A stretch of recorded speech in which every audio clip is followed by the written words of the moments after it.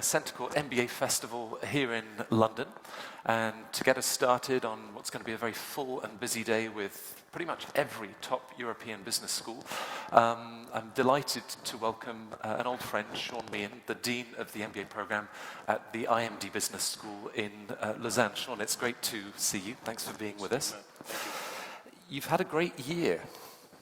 And if you look at business school over the last 100 years, and European business schools, this has been your last year or two. So what have you seen at the school in terms of growth and demand? You know, I think for us the program is a constant. You know, we have a very clear strategy. We're going for slightly more experienced students. We're looking for people with an international mindset. We want to put together a very diverse class. People who come from all sorts of different industries who really bring something special to the group. So for us, the selection is a pretty involved process. We're not looking for the 90 highest GMAT people or on any one dimension. We're not singling that out and just running the list. You know, we start with a blank piece of paper, 90 empty seats, and with every seat we fill, we remove some degrees of freedom. So we're looking for something extra from every individual candidate. And we end up with this tremendously eclectic group, which thankfully recruiters find very attractive and are willing to invest to come and look at it. So the program, 1 year, that sort of a group, quite global in the overall outlook of IMD, basically. We have made it very clear for years, very clear decision, and we've stuck with it, to focus on leadership. So we tend to think of our program as a leadership development program. It is an MBA. You do everything you need to do to qualify as an MBA. But if you haven't got the talent, the track record, the potential, and the desire to lead, and not everyone does, and it's a legitimate choice to say, you know, I want to be a technocrat, I want to be very specialist. I don't want to have the responsibility of leading an organization. I can make contributions in different ways. That's fine, but it's not really the right program for you in that case. So we're looking for people who really have the will and the desire and who want to put in the hard yards to figure out what does it take to be an effective leader. What does it take to promote an agenda? What does it take to change people's minds, to bring them with you, to mobilize? So we gear our course around that, and we've always geared it. And that's where the dynamism in the design comes in, because we have to look at the world in which people are going to be leaders. Leaders are organizational leaders, and corporate leaders are basically identified relatively early. So we should already see the capability within the student. The track record should already be there. The signs that this person can, will, and wants to lead should already be apparent. But then that just needs to become much more sophisticated. They spend 1 year with us, from 30 to 31. They have around about 8 years to make an impact in an organization. At that point, in the late 30s, I think, most organizations have said, you know, that's the pool we're going to draw our leadership from. Those are the 20 people in a vast organization that we're going to rely on and put our bet on. We're going to give them, we're going to test them, we're going to put them in great situations to stretch them further and to test and to see if they can really do it. So we need to keep asking ourselves, what's the world going to look like in 8 to 10 years? We think that the world today, and this is basically down to the fourth industrial revolution, the big change, and it's very important for all business schools and for ourselves to face up to this and to decide how to address it. The world is an awful lot more digitalized than it was. We've passed the threshold of going back. There's no way to go back, and it will continue. So the world will be a lot more digitalized, imagine that, than it is today. The business world, corporations will be more digitalized, and therefore they will be more agile.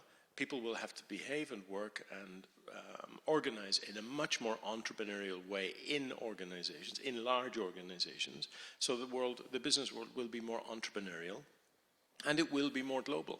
And that's not a political statement or a kind of an opposition to some of the populism you see around. It's more the structurally, with digitalization, the businesses can and will be much more connected globally than they have been hitherto. So the leader needs to be leading in a context which is much more digitalized, much more global, and much more entrepreneurial. And we've injected all of that into the program design in the last few years. And that's resonated in the marketplace. And we see a huge uptick in demand, and we've been blessed with tremendous numbers. Right. Of course, the roots of the school, Nestle, Big Pharma, the multinationals, entrepreneurship has been something that really has emerged in business schools in the last five plus years. But the numbers often stick, 5, 10% coming out of the class. So is it entrepreneurship per se, or is it an entrepreneurial way of thinking to then contribute to those multinationals? Yeah. It's both. So we injected entrepreneurship into the program 20 years ago. And the objective then was not to encourage people to start their own businesses, but of course they can do that, and some do. But rather it was, what does it take? Because at some point in your career and in your life, this is an option you're probably going to want to consider. So a lot of the technical aspects that an entrepreneur needs to understand about fundraising, about various rounds of financing, what it means to have partners, equity partners in a business, term sheets, all of this, negotiation. So the job of an entrepreneur is not merely to run the business, and that's the dilemma for a lot of people. I see an idea, I've got a big idea, I want to create this business, and they have a passion for the core of the business. But actually they're going to spend most of their time dealing with lawyers and financiers if it's successful. It's only unsuccessful entrepreneurs that get to run businesses. It's bizarre. Yeah. Right? So a lot of our grads, had a reunion this year, and I think it was a 30-year reunion, or longer. They were basically retiring at that stage of their career. And someone asked, well, how many are entrepreneurs? At least 80% of them entrepreneurs, but they went into business. So it's at a later stage. The reason we put it in the program is not actually for that. It's the entrepreneurialism that is the key leadership development issue that we're trying to deal with. Because it is evident that the old organizational forms and command and control it's history, and it's not coming back, and that's probably a good thing. Now, it's not just the entrepreneurs that think in terms of opportunity cost of resources, time, money. And of course, the 2-year MBA program in the US, staggering tuition fees for some of those schools.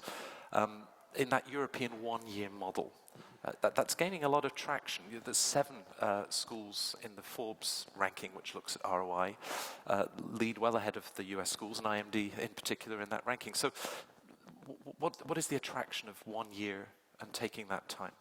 Well, I think, society should have a point of view on this. You've got some of the highest talent people, the highest potential people, age 30 years of age. Why would you take them out of industry, society, and commerce, wealth creation, job creation for 2 years when you can do it in 1 year? So the issue is, what are you going to do in 1 year? What can you do? And if you don't really radically redesign, rethink what an MBA needs to be, if you just try to shrink the 2-year model, it can't work. I think you've got to make some choices. So a very clear positioning. So any of these 1-year programs, I think, will have, they won't just be an MBA. They'll need to make some choices and double down on something and drop other things. One of the things that gets dropped is a lot of time off. You don't have every afternoon free. You do 2 classes a day, not 1. And that's how you get things done in 1 year. You still have to qualify as an MBA. People come in with arts backgrounds. They don't know the first thing about accounting and finance. You can't give them an MBA until they do. So it's really hard work.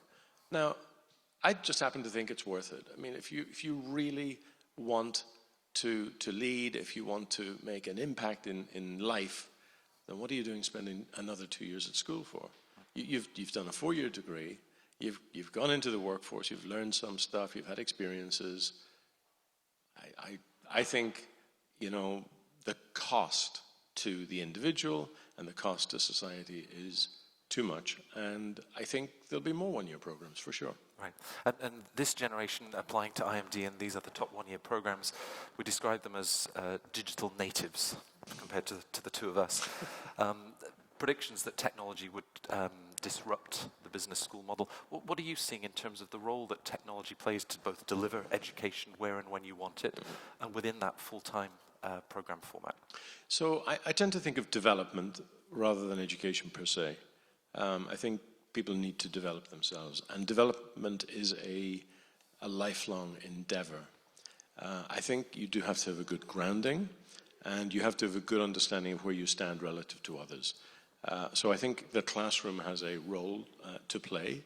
The interaction and the spontaneous interaction, questions that occur to you in a discussion don't necessarily occur to you sitting at home and, you know, multitasking, because a lot of digital natives, when they are on their own, they're multitasking with, when I say on their own, I mean on their own physically, right, but they're connected with people and things, and multiple people and things simultaneously.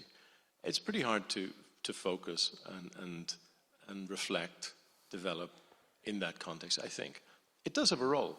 You know, there's lots of technical tools. There are lots of things that students will want to dig into. They'll want examples, and they just want to know more.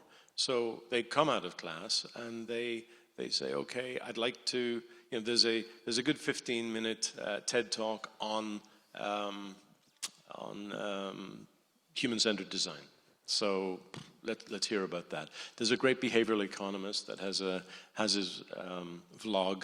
Let's go and take a look at that. Those are all good things to do. When you're doing a one-year program, you don't have much time for this.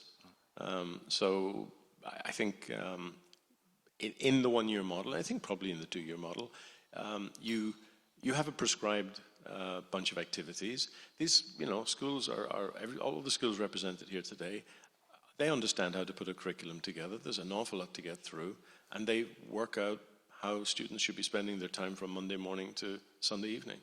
And it's sticking with that program, given the amount of money it's going to cost the individual student, is probably a good idea. I don't think that digital delivery of digital replication of the MBA experience is an enormous threat to programs like ours. They are in the market. I think it's a great thing that they are in the market. Some of them are extraordinary. They really are interesting programs. And they will find their niche. There'll be a student body that it's just very suitable for. And that's a good thing.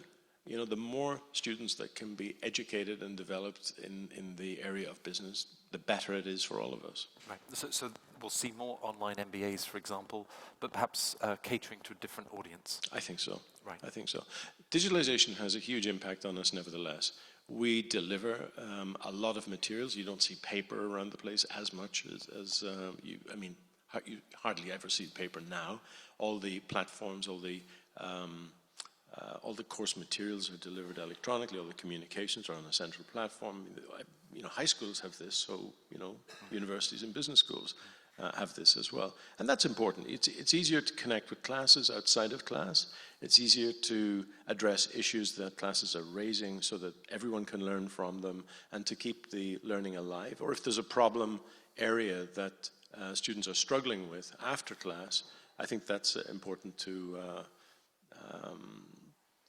clarify, you know, instead of one student going to a professor's office and one student benefiting from that interaction, that there can be a much wider interaction. That's a good thing. So digitalization has really helped us. Right. And as you look at the aspects of the curriculum where technology can provide, you know, whether it's learning discounted cash flow, whatever it might be, has that enabled you to then place more emphasis on experiential learning in the MBA program?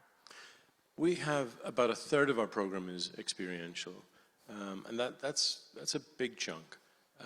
Most of that is a startup project that people work on, a two-week around-the-world discovery expedition, and our international consulting projects, which we've had for a long time. Those are the main ones. We have a digital lab, a one-week coding course, and an innovation lab, which is a human-centered design workshop.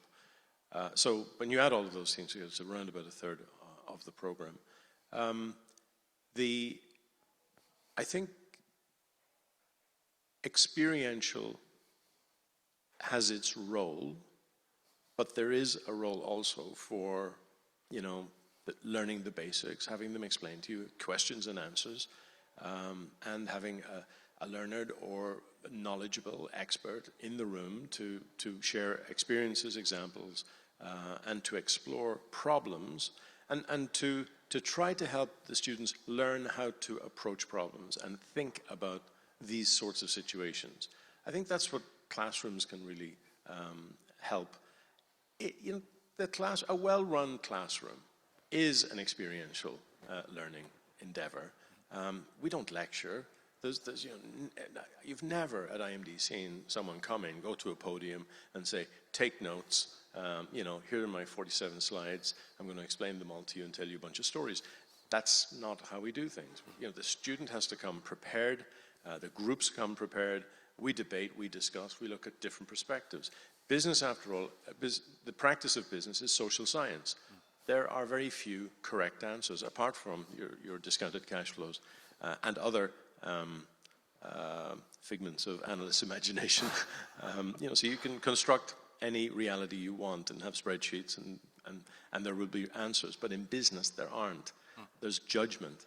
And to develop judgment, you need to understand people's points of view, you need to challenge those points of view, you need to explore them, and that's what classrooms are fantastic for.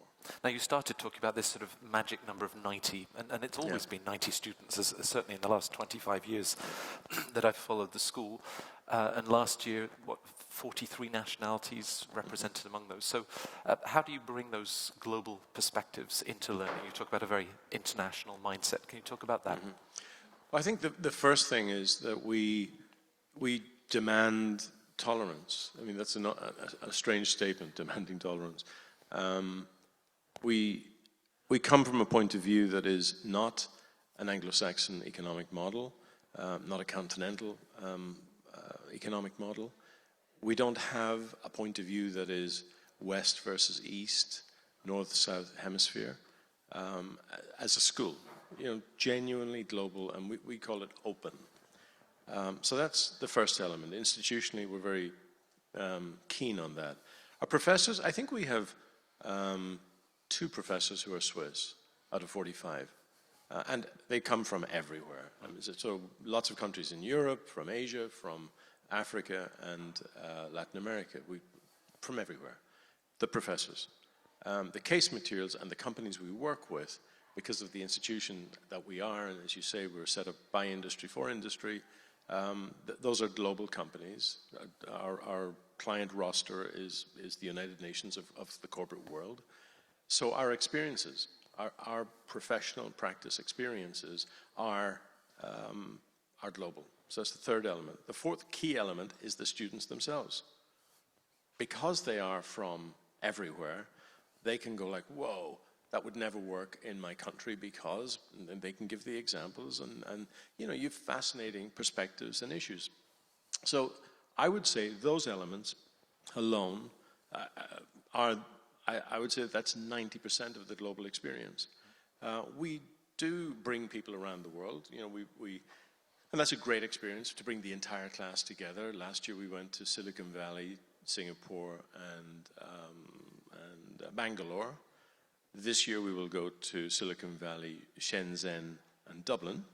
And again, the themes are always technology, but they are in totally different contexts. So I would say, it's not the subject of international business we're concerned about. We're concerned with globalization, one world. Right.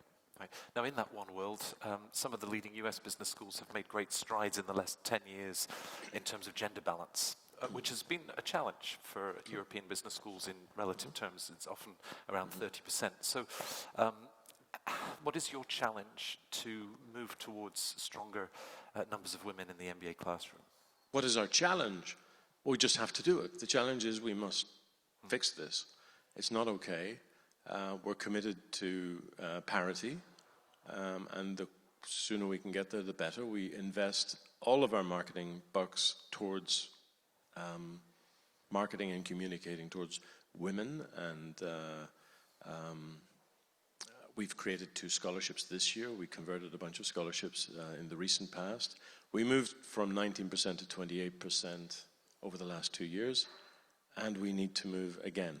And we have tremendous experiences with the women we have in the class. What we're not willing to do is have a quota that says we will definitely have, certainly at the moment, we will definitely have this number next year. So everyone, once they apply, must then meet the same criteria, move through the process on a fair level. And that's exactly what men and women want. The women that we are working with don't want to be treated differently. So the key challenge, if you like, to address your question is to fill the pipeline with women. And they'll do very well in the process. Our challenge, apart from increasing the pipeline, which we've had some success with through the measures I just mentioned, is conversion. And actually that's a healthy sign. Because on the one hand, we don't have enough women in the overall pool. That's too bad. And we'll over time, I think that will change. But the conversion, so when you make an offer, the people that we're making an offer to are going to have offers from several other schools.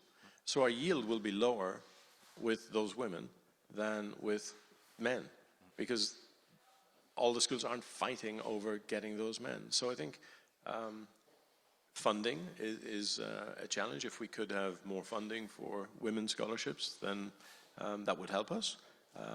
So we just have to keep pushing and maintain our resolve and talk about it openly and listen to our alumni, our women alumni, listen to people who come to these fairs and understand what they're asking for, what they're looking for, what's attractive to them in a program. And we, along with the rest of the corporate world, need to just buck up and fix this. So perhaps a final word for all of those that are joining us this afternoon at CentreCourt. 10 years ago, we saw record numbers applying to some of the top US business schools. In the last 18 months, it's the European business schools that have seen record applicant numbers, and your numbers have increased significantly in that time period. So as you would think of that audience and the investment that they're looking to make in their future, perhaps just a few words of how it's going to prepare them for the uncertainty of Brexit here in the UK, the global trade, everything that's as uncertain as it is today. Better to have invested in an MBA than not, right? Sure. I think, my advice to anyone at any stage in their life is develop more options. You need options. We don't know how things are going to turn out. We don't know what opportunities are going to present themselves. We don't know how things are going to work out within our own companies. We don't know what's going to happen in our own health, our own family situations. All of these things are real. They are important from a natural human perspective. Individuals need to be as best prepared for life as they possibly can. Right. And it feels to me that a one-year MBA, an MBA, is education and development is a fantastic investment. An MBA, if you really are interested in business, is, I think, a must in terms of grabbing the technical credentials. But if you want to lead, so this is a slightly different thing. If you have the passion to make change in society, being in a corporation driving change is a fantastic place to be. And you need to develop the skills. People have some natural instincts, but even the natural leaders can be so much better with development and with coaching, with feedback and with persistent trial and error and trial again and error again. And so in that 1 year, you just change so much. The single thing that we hear from our alumni is it was a transformational year. That this year changed my life. And they say that forever. And we meet the alumni from 1 year ago, from 10 years ago, and from 30 years ago. They all have the same story. So in a word, options. And that's a great, whether you're talking to a 12-year-old or a 50-year-old or a 60-year-old, anything in between, that's, it's never bad to have more options. Right. And the MBA gives you huge options. Well, it's a great note on which to finish. Seán, thanks very much for the discussion. Thank you, Matt. And thanks to everyone that's both joining us on the live stream and now filling the room here at CentreCourt. You'll have a day to discuss options, and Suzy Laurent, one of Seán's colleagues at IMD, is among the top schools that are here to talk with you.